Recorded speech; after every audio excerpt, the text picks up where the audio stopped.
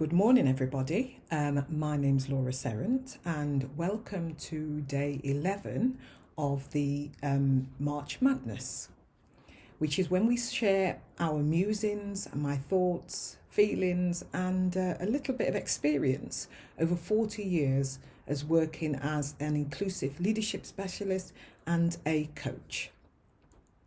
Well, today in our alphabet journey through March, we have reached the letter J. And J stands for judgment. Now, judgment's a really interesting word because on the one hand, it means the ability to make considered decisions based on evidence or experience from the past. But judgment can also mean a calamity or a disaster that befalls you, usually seen as a result of wrongdoing. So judgment has both those elements to it when we think about it. And when we think about judgment as leadership specialists, as coaches, but certainly as business owners, as leaders, or even as human beings, we can probably see through our lives that judgment has taken both of those identities at different points in time.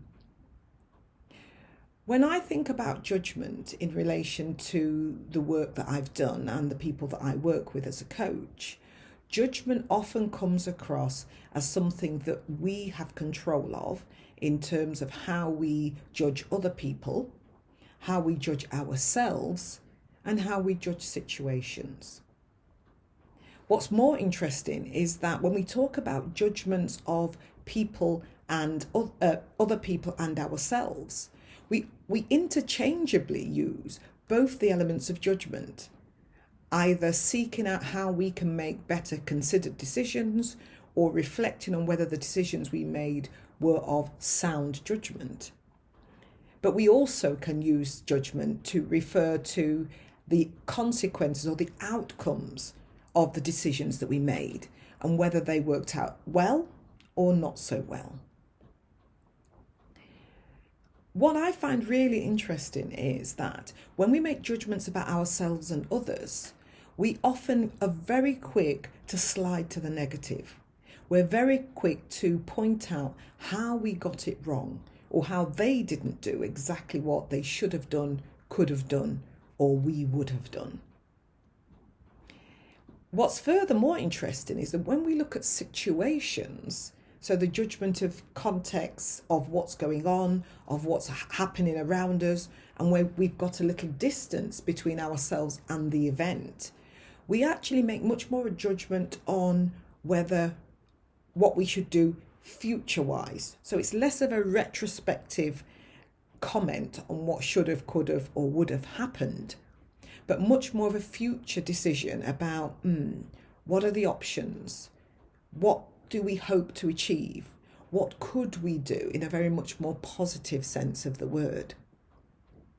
So I find it quite interesting, really, that in judgment of people, including ourselves, the negative elements come in very, very quickly, but judgments of situations really are more balanced, both in the negative and the positive, but really to inform our decision about actions or sometimes inaction, because it's just as much of a judgment to decide what not to do, where not to put our efforts, and where not to worry, as it is about what we should do in an active sense.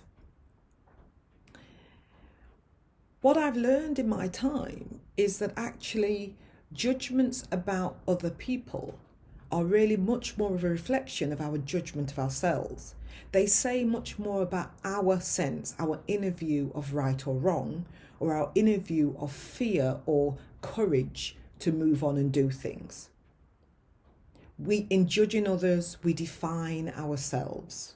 We show who we really are, much more than we show them or show who they are.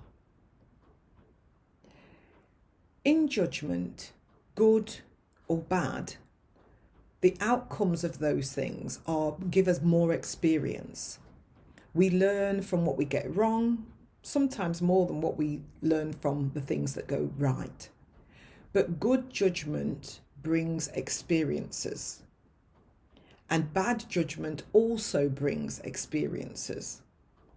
And ultimately, as Jim Rohn says, the failures that we might measure from bad judgment are actually more likely not a one-off thing. We don't do one catastrophic decision and one catastrophic thing happens.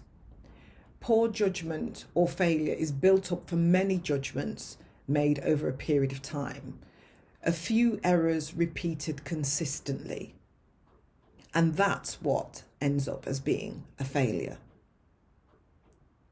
So when we think about judging ourselves, judging others, and making decisions about situations, we do well to remember that small steps are the way in which we are formed.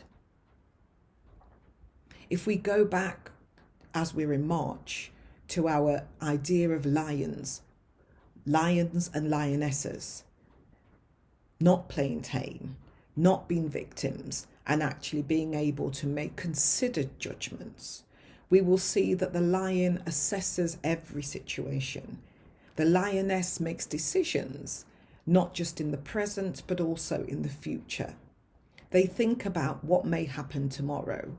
They learn from where things didn't go right before and adjust and conform or switch or oppose, making different judgments depending on the situation. The important thing I have learned in my 40 years about judgment is a crossroads. It's a point at which we can take stock of the past, consider the present, and make decisions of action or inaction to affect our future. Above all, be mindful that the judgment of self is the most important, because it tells you the messages you tell yourself about who you are and what you are able to do.